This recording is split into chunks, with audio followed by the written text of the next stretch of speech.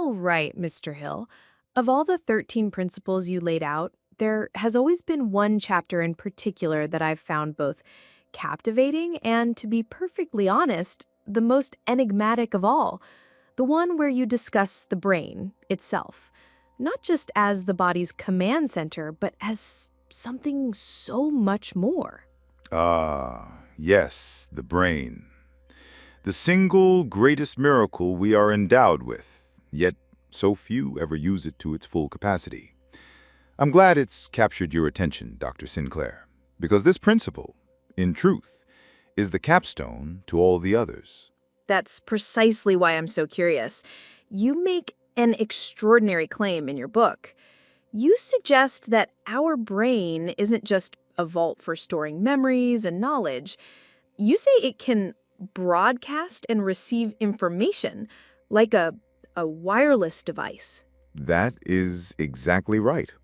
A broadcasting and receiving station. You see, we spend our entire lives trying to acquire knowledge through study, through experience, through our five senses. And that is wonderful. But it is only a small part of the story. There is another source of knowledge, a vast, boundless ocean of thought, ideas, and facts that I call infinite intelligence. Infinite intelligence. Yes, and your brain, every human brain, has the innate ability to tap into this ocean. It can receive ideas it has never learned through study. It can find solutions to problems that the conscious mind is powerless to solve. It is a birthright, a natural gift we were all born with. That's an incredibly powerful and inspiring perspective. It truly is. But allow me to pause on that for a moment, Mr. Hill. With all the respect I have for you and your work, this is the part of your philosophy that presents a significant challenge for the modern mind, for the scientific mind. Please, continue. I welcome the challenge. Today, neuroscience understands the brain as an incredibly complex and largely closed biochemical system. Our thoughts, feelings, and ideas are the product of chemical and electrical reactions within our own neural networks, the product of experiences and data stored inside that system. When you speak of vibrations of thought moving through space, or of connecting to an infinite intelligence, are you truly describing a literal external phenomenon? Or is it a beautiful, poetic metaphor for the incredible power of our own subconscious mind and our own creativity? That is the essential question, isn't it? And you are not the first to ask it. I have asked it of myself, time and time again. Perhaps the words of my time, vibrations, the ether, were simply the best language science had offered me to describe a phenomenon far more complex. Language is always a limited vessel for boundary-breaking experiences. But the principle itself, the phenomenon, to me, it is no metaphor. It never has been. So you witnessed it firsthand. In your interviews with the hundreds of successful individuals you met, you found evidence that convinced you this was a real external force. What brought you to that certainty? The stories, the patterns, the confessions I would hear from the greatest minds of the age in private moments away from the hum of reporters.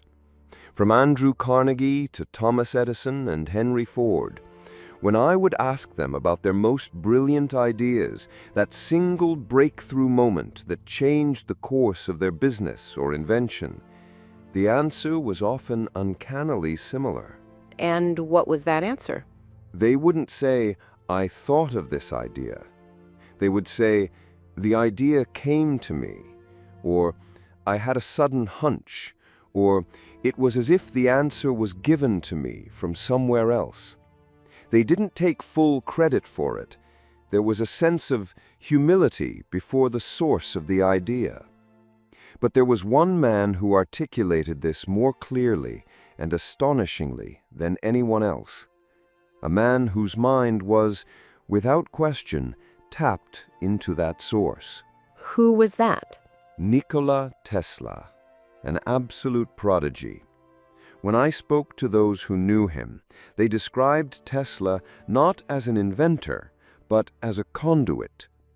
Tesla himself claimed that he could see an entire invention, say an electric motor, with all of its intricate windings and details fully formed in his mind, vivid three-dimensional images.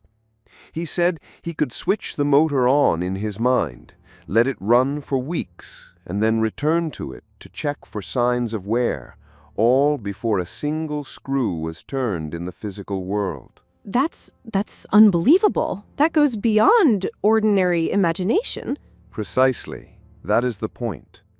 When asked where these ideas came from, he never said, "I create them." He was convinced that there was a core in the universe from which all knowledge sprung, a source where every idea and fact existed, and that his job as a scientist was simply to build a mental receiver sensitive enough to pick up these signals from that cosmic core. For him, this was an operational reality, not a philosophical theory. He saw himself as a receiver, not a creator. And that story, Tesla's story, and dozens like it, showed me that I was dealing with a phenomenon far more real than a beautiful metaphor. A receiver. That completely reframes the concept. It suggests that creativity is an act of reception, not necessarily of creation from scratch. But that begs the question, how does this receiver work? What's the mechanism? If Tesla could turn himself into such a sensitive instrument, then it implies it's a skill. How does one tune in? That is the very question I dedicated my life to answering. And the best way I have found to explain it is this. Think of your mind as a sophisticated radio set. A radio. All right.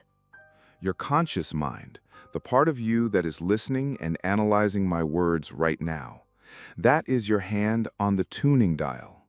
By focusing on a specific goal, a single question, or a persistent problem, you are choosing which station you are attempting to find. How can I solve this? What is the next great idea? That is you turning the dial. So our conscious mind is just the channel selector. Precisely. Now the set itself, the intricate internal components, the wires and tubes that capture and process the signal, that is your subconscious mind. It is a powerful, tireless servant working night and day in the background. But it does not choose the station. It only acts on the instructions it is given by the conscious mind. And where is the antenna on this radio? The part that actually pulls the signal from the air. Your antenna, all of our antennas, is our faculty of creative imagination. That faculty acts as a bridge between our finite mortal mind and the infinite intelligence all around us. The more you exercise and trust this faculty, the more sensitive your antenna becomes, capable of picking up finer and more distant signals. The conscious mind chooses, the subconscious processes, and the creative imagination receives. But there's still a piece missing from this puzzle. A radio needs power to work. What turns the system on? The most important question of all.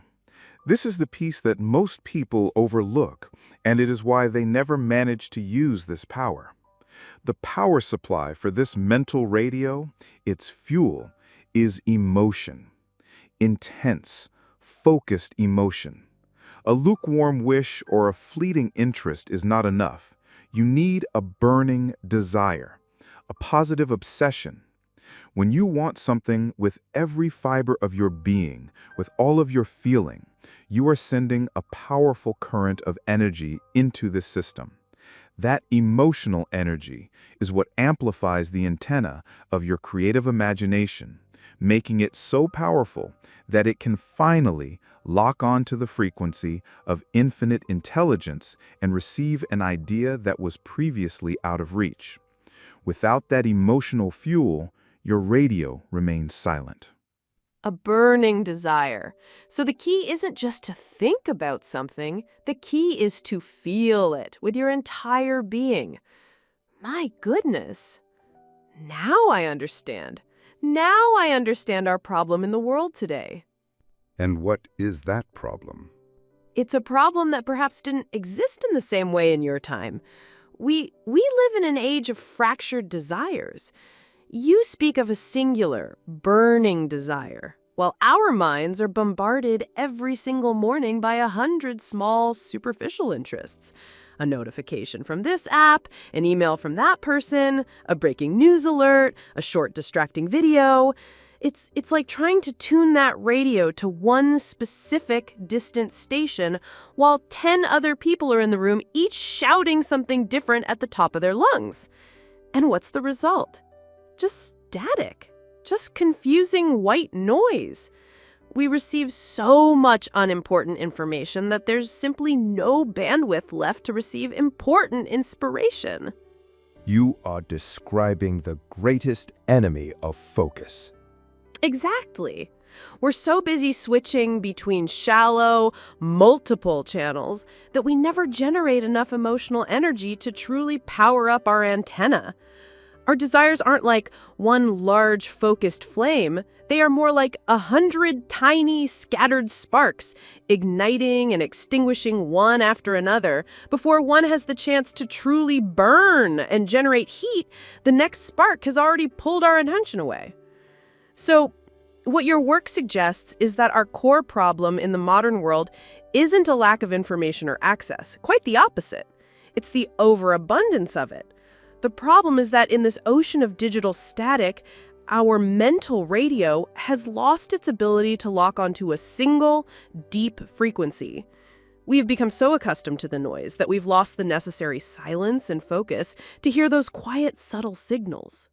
We have forgot. All right, so we've diagnosed the problem, the static, the constant noise of the modern world that prevents the real signal from getting through. The question is, how do we fight that storm? In practical terms, today, what can a person do to start retuning their radio and find the necessary silence for reception? There is an exercise as old as thought itself. I call it the mental walk. It is remarkably simple, but profoundly powerful.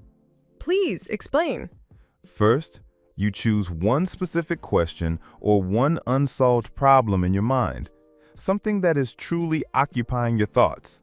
Define it clearly for yourself in the morning as you wake. Second, and this is the crucial part, you must put away all instruments of distraction, those noisy boxes you carry in your pockets. Leave them at home. No music, no podcasts, no calls. Just you and your thoughts. Not even your thoughts, just you. The third step is to go for a long walk, preferably in nature or a quiet place, for at least 45 minutes. And during this walk, you do not consciously try to solve the problem. Not at all. You simply walk. You look at your surroundings. You listen to the sound of your feet. You notice your own breathing. You allow your mind to be completely free. The secret is not to force an answer. It is to create a vacuum into which the answer can arrive. You have given the instruction to your subconscious mind with your morning focus. Now you must give it the space to do its work. The answer, or the clue to it, will often emerge in that silence and freedom, like a bubble rising to the surface from the deep. So, all of this, the radio, the burning desire, the mental walk, they are all ways of getting to the same place. I think the best way for me to translate this concept for myself and for my generation is like this. Our brain is a miraculous computer. It has an internal hard drive stored with all of our knowledge, memories, and experiences. That's invaluable But it's finite. It's limited to what we, personally, have seen and learned. What you have been describing this entire time is that this computer also comes with a Wi-Fi card. That Wi-Fi is our creative imagination, powered by our focus and desire. And when we connect to it, through that mental walk or any other method that clears the static, we are no longer limited to our own hard drive. We are connecting to the cloud, to your cosmic internet. We are accessing a vast database of knowledge that is far beyond what we could ever store on our personal device. We are, in effect, downloading an idea. A perfect metaphor for a new age. You have grasped the principle beautifully, Dr. Sinclair.